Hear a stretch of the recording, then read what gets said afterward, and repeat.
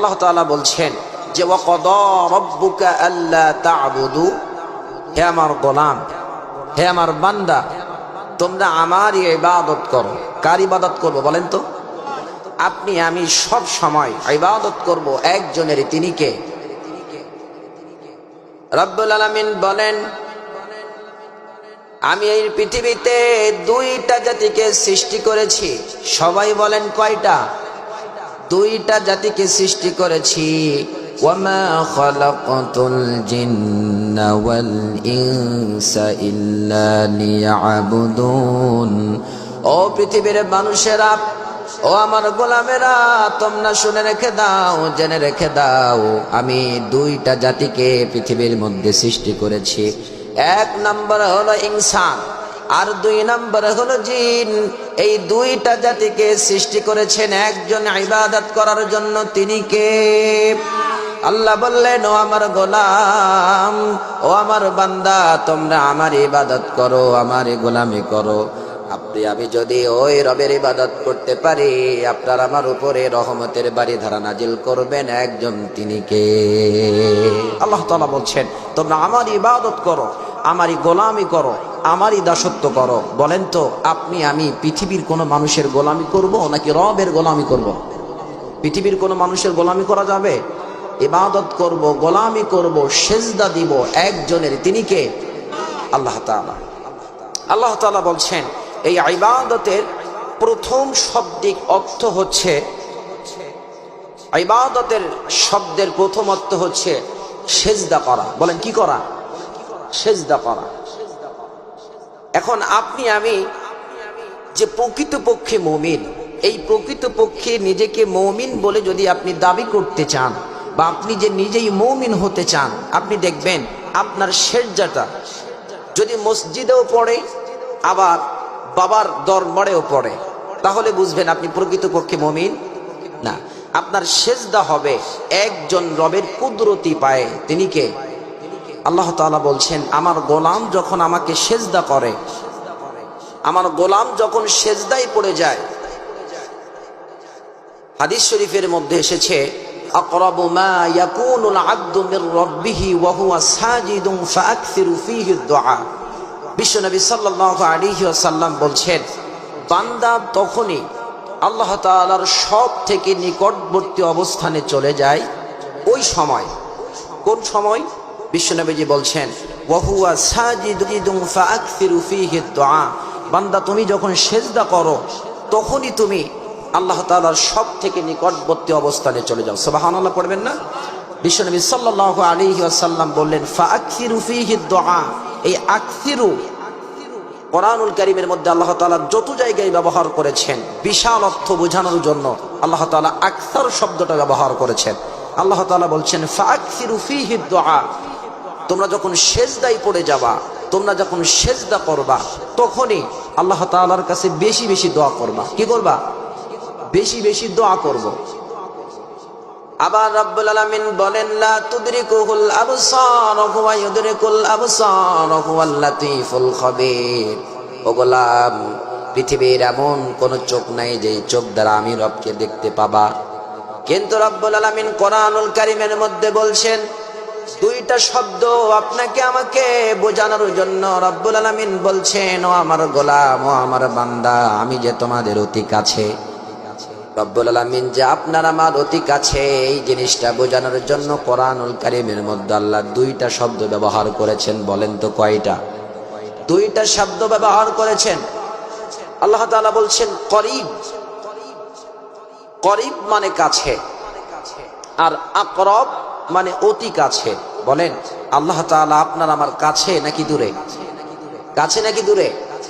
আল্লাহ তাআলা বলছেন যে বান্দার আমি আল্লাহ তাআলা এত কাছে, এত কাছে। একজন মানুষের এই যে খাদ্য নালী, আল্লাহ তাআলা বলছেন আমি আমার বান্দার এই খাদ্য নালীর থেকেও আমি আল্লাহ তাআলা আমার বান্দার কাছে। সুবহানাল্লাহ পড়বেন না?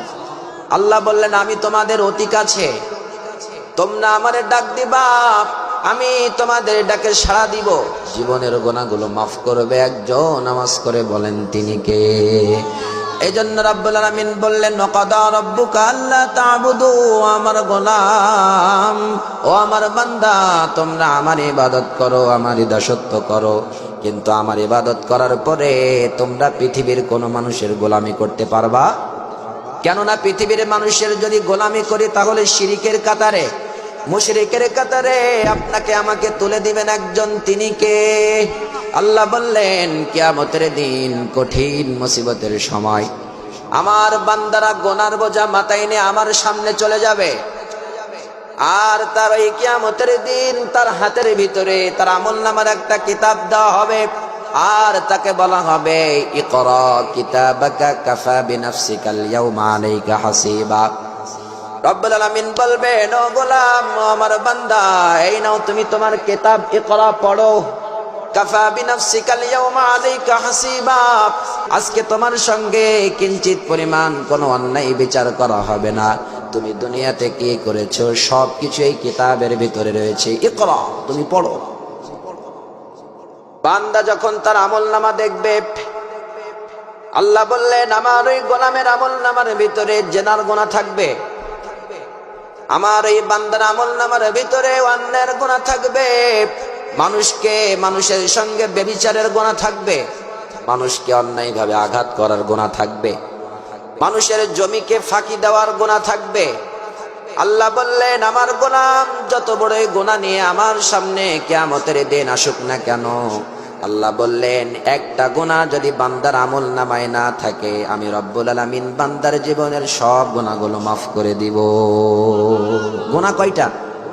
একটা গুনাহ যদি আপনার আমার আমলনামার ভিতরে না থাকে, আল্লাহ বললেন তোমার গুনার ভিতরে যদি শিরকের গুনাহ যদি না থাকে, ও গোলাম তুমি শুনে রেখে দাও, জেনে রেখে দাও, কিয়ামতের দিন, কঠিন বিচারের দিন, তোমার মাথার উপরে পাহাড় সমান গুনাহ নিয়ে যদি তুমি আমি রবের সামনে হাজির হয়ে যাও, আর তোমার গুনার ভিতরে যদি শিরকের গুনাহ না থাকে, আমি রব্বুল আলামিন তোমার ওই পাহাড় সমান গুনাহ নিয়ে যখন তুমি আসবা, আমি রব তোমার সামনে পাহাড় সমান রহমত নিয়ে হাজির হয়ে যাব।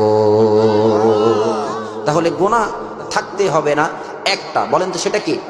শিরকের গুনাহ। আল্লাহ তাআলা কোরআনুল কারীমের মধ্যে বলছেন, কোরআনুল কারীমের মধ্যে আল্লাহ তাআলা বলছেন যে গোলাম ওয়া'বুদুল্লাহা ওয়া লা তুশরিকু বিহি শাইআ, গোলাম তোমরা আমার ইবাদত করো, আমারই গোলামি করো, কিন্তু আমার গোলামি করার পরে তোমরা আমার সঙ্গে শিরিক করো না। আল্লাহ তাআলা বলছেন ইন্নাশ শিরকা লাযুলমুন আযীম। এই আযীম শব্দটা আল্লাহ তাআলা কোরআনুল কারীমের মধ্যে যত জায়গায় ব্যবহার করেছেন, আল্লাহ তাআলা বিশাল অর্থ এই জিনিসটা পাওয়ার কি বোঝানোর জন্য, এই জিনিসটার যে বিশালত্ব এটা বোঝানোতে আল্লাহ তাআলা বলছেন আযীম। কেননা বিশ্বনবী সাল্লাল্লাহু আলাইহি ওয়াসাল্লামের চরিত্র সম্পর্কে বোঝাতে যেও আল্লাহ তাআলা বলছেন যে ওয়া ইন্নাকা লাআলা খুলুকিন আযীম, নবী হে, আমি আপনার চরিত্রটাকে উত্তম চরিত্র, মহান চরিত্র করে আমি আপনার চরিত্রকে দুনিয়ার ভিতরে স্থাপন করলাম। সুবহানাল্লাহ পড়বেন না? তো আল্লাহ তাআলা এই শিরিক সম্পর্কে বোঝাতে যে তিনি বলছেন যে ওয়া'বুদুল্লাহা ওয়া লা তুশরিকু বিহি শাইআ, গোলাম তোমরা আমার ইবাদত করো, আমার গোলামি করো, কিন্তু আমার সঙ্গে পৃথিবীর কোনো মানুষকে শিরিক করো, আমার সঙ্গে পৃথিবীর কোনো মানুষকে অংশীদার করো না। তাহলে আপনি আমি ইবাদত করব একজনের, তিনি কে? আল্লাহ বললেন আমার গোলাম যদি আমার ইবাদত করে, আমার দাসত্ব করে, আমি আমার গোলামকে দুইটা পুরস্কার দিব। সবাই বলেন কয়টা? আরো জোরে কয়টা? দুইটা পুরস্কার দিব। রব্বুল আলামিন বলছেন আল্লাযী আত'আমাহুম মিন জু'ইন ওয়া আমানাহুম মিন খাউফ। সুবহানাল্লাহ পড়বেন না?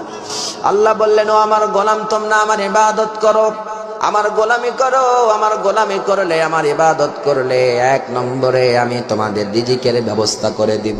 আওয়াজ করে বলেন তো, আপনাকে আমাকে রিজিক দেন একজন, তিনি কে? আপনাকে আমাকে খাদ্য দেন একজন, তিনি কে? আল্লাহ বললেন ও গোলাম, এই পৃথিবীর ভিতরে আমি যদি তোমাদের রিজিক বন্ধ করে দিই, পৃথিবীর এমন কি কেউ রয়েছে তোমাদেরকে রিজিক দান করবে? আল্লাহ বললেন আম্মান হাদাল্লাযী ইয়ারযুকুকুম ইন আমসাকা রিজকা বাল্লাজ্জু ফি উতুয়ি ওয়া নুফুর। ও আমার গোলাম, পৃথিবীর কোন মানুষ তোমাদেরকে রিজিক দিতে পারে না। আমি রব যদি তোমাদের রিজিক বন্ধ করে দিই, পৃথিবীর কোন মানুষের ক্ষমতা নাই কিঞ্চিত পরিমাণ কোন রিজিক তোমাদেরকে দান করবে। কেউ কি পারবে? রিজিক আপনাকে আমাকে কেউ দিতে পারে না। অনেকেই বলতে পারেন যে হুজুর, খাদ্য তো দেয় আমাদের প্রধানমন্ত্রী, আমাদের খাদ্যমন্ত্রী। আসলে খাদ্য কি আমাদের খাদ্যমন্ত্রী দেয় নাকি?